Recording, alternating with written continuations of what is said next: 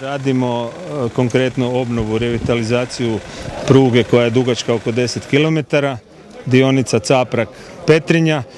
Počeli smo, kao što vidite, pripremne radove obzirom na veliku zapuštenost pruge koja ne funkcionira praktično 20 godina i nešto više.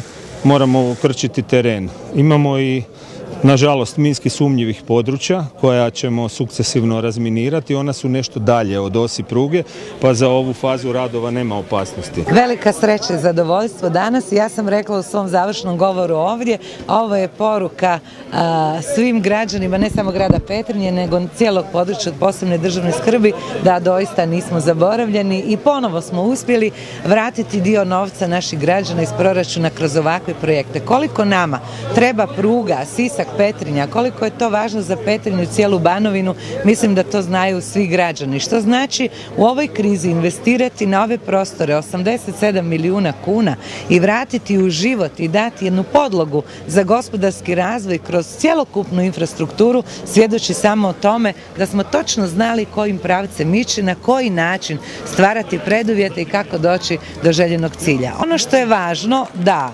zadnji kvartal sljedeće godine po planu, kako je rekao i gospodin Dabić, mi ćemo imati prugu koja će biti moderna, potpuno osposobljena, sa svim pripadajućim sadržajima, novim mostovima, sigurna, u funkciji i evo, nadam se da ćemo se svi zajedno sigurno u njoj voziti od Petrinje do Siska i obrnuto.